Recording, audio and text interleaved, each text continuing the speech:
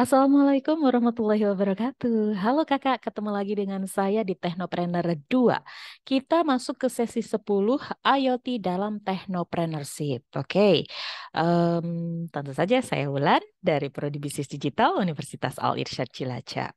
Oke, sebelumnya kita harus tahu dulu nih apa yang dimaksud dengan IoT. Teman-teman mungkin kan sudah dapat juga informasinya ya, apa sih yang dimaksud dengan IoT.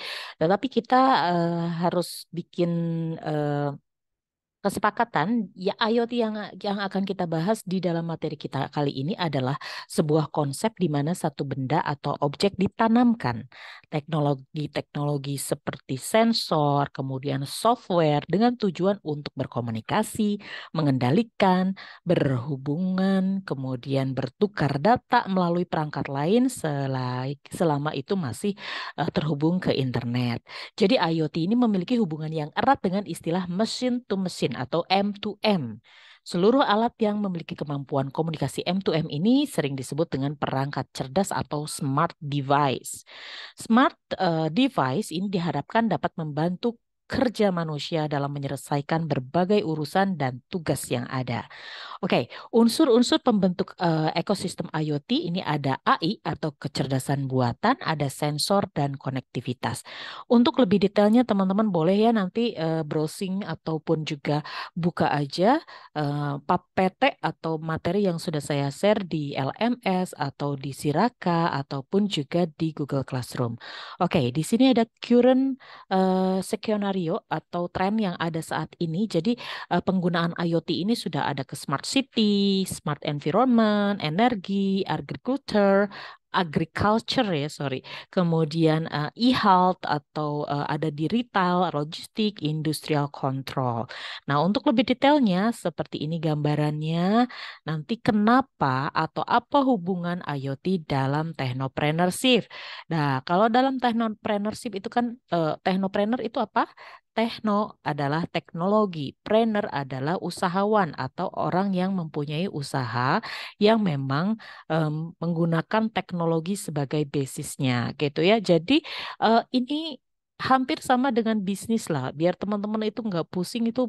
Oke lah, kita mungkin eh, bahas ini technopreneurship itu kita identikan dengan bisnis lah ya, bisnis terutama bisnis-bisnis yang berhubungan dengan eh, kemajuan teknologi. Nah, tapi let's say bisnis aja deh gitu.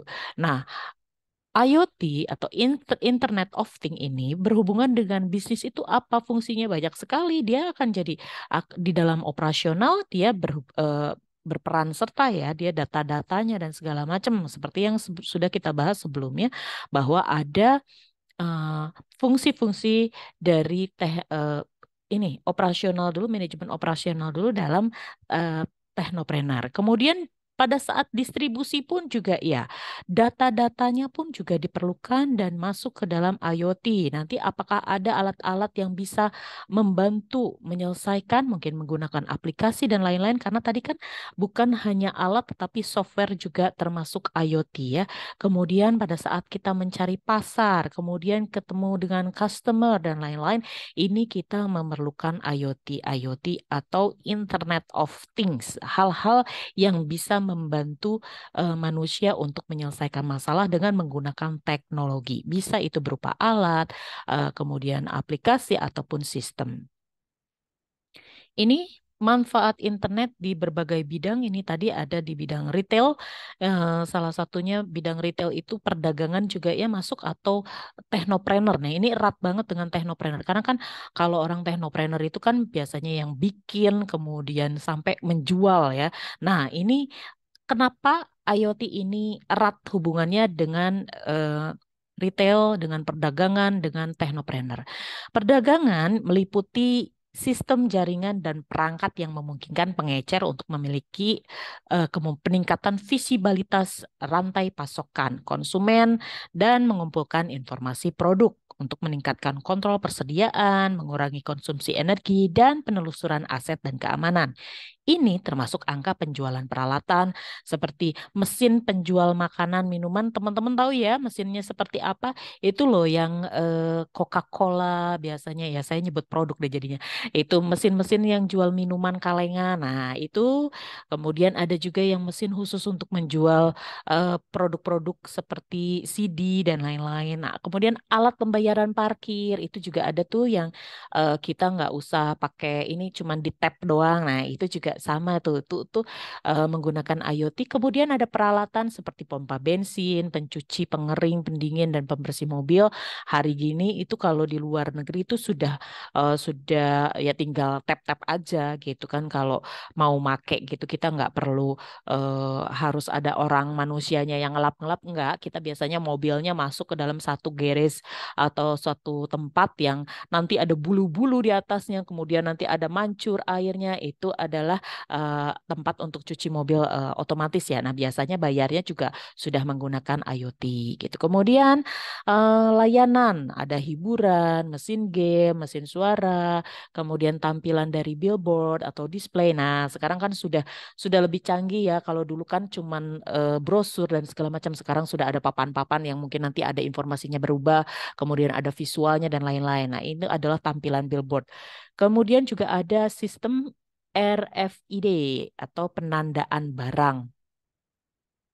Kalau dulu juga ada namanya barcode. Nah, kalau sekarang mungkin lebih detail lagi penandaan barangnya itu menggunakan IT. Nanti teman-teman bisa browsing seperti apa.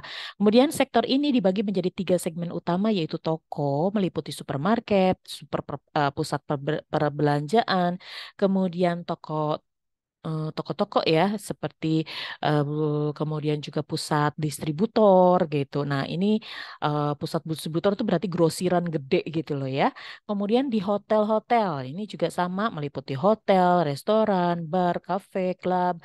Kemudian yang khusus itu meliputi SPBU, game, bowling, bioskop, konser, balap dan pameran. Ini mereka sudah menggunakan IoT di berbagai mesin-mesin atau layanan di tempatnya mereka ya. Ada beberapa bioskop yang masih oldies, tapi beberapa memang sudah mulai ini menggunakan alat-alat ini di tempat mereka mungkin dipasangin alat-alat untuk penjual makanan atau kemudian alat-alat untuk penjual minuman kaleng, kemudian mungkin nanti akan ada alat yang bikin popcorn sendiri, ya who knows ya. Oke, di sini ada banyak sekali informasinya, ada juga manfaat Internet of Things di berbagai bidang yang di sini kita bilang di industrial ya. Industrial ini mencakup pemantauan dan pelacakan aset yang melibatkan pemantauan aset atau perangkat untuk memastikan sistem uptime atau up to date ya. Kemudian kontrol versi dan analisis lokasi untuk berbagai proses industri pabrik. Proses ini tersegmentasi sebagai berikut. Ada konversi yaitu meliputi tank, kemudian pabrikasi, perakitan atau kemasan. Ada juga yang disebut dengan distribusi meliputi infrastruktur atau rantai persediaan dan juga ada sumber otomasi meliputi pertanian, irigasi, pertambangan, gudang, pabrik, atau tanaman. Oke, di sini ada banyak sekali informasi-informasi yang sudah saya tampilkan juga, manfaat-manfaat IoT di berbagai bidang, dan ini juga berpengaruh terhadap teknopreneur, karena kan eh, kita pun juga bisa membuat startup atau membuat usaha di bidang pertanian yang sudah berbasis teknologi. Jadi, meskipun ini teknologi, kalau ini sudah menggunakan IoT atau sudah menggunakan teknologi, kita bisa disebut dengan areanya teknopreneur. Sip ya. Nah, di sini pertanian nanti teman-teman boleh baca sendiri. Kemudian dari kesehatan di sini sudah ada robot perawat ya. Kemudian ada alat untuk rekam medis juga. Kemudian nanti di sini ada transportasi juga ada penerapan IoT di bagian transportasi itu contohnya adalah mobil yang autopilot, kemudian juga ini apa untuk saling menjaga apa namanya itu ya, jarak di depannya. Nah, itu juga ada alat-alat khusus yang bisa digunakan dan lain-lain ini ya. Kemudian manfaat di bagian lingkungan di sini ada kayak sensor yang ditanam di hiu, di lumba-lumba. Kita biar bisa tahu populasinya mereka dan kemudian arah mana aja yang mereka datengin. Kemudian di sini juga ada sistem peringatan dini bencana. Nah, itu juga ada. Kemudian juga di sini alat yang di sini ini adalah alat untuk mengukur ultrasonik ya. Jadi supersonik dan ultrasonik ya. Nah, itu nanti teman-teman bisa dibaca juga. Nah, ini juga ada di rumah. Kalau IoT di rumah-rumah itu bisa kita menjadi nanti menjadi yang bikin ya alat-alat untuk IoT kalau kita nantinya jualan pabrikannya untuk alat-alat smart home. Nah, ini juga bisa ini kategorinya. Kemudian ada juga infrastruktur dan lain-lain. Nanti teman-teman silakan baca juga lebih detailnya dulu dari Siraka, kemudian dari LMS ataupun dari Google Classroom. Kalau ada pertanyaan, boleh nanti drop email ataupun WA ke saya. Saya tutup dulu. Terima kasih atas perhatiannya. Assalamualaikum warahmatullahi wabarakatuh.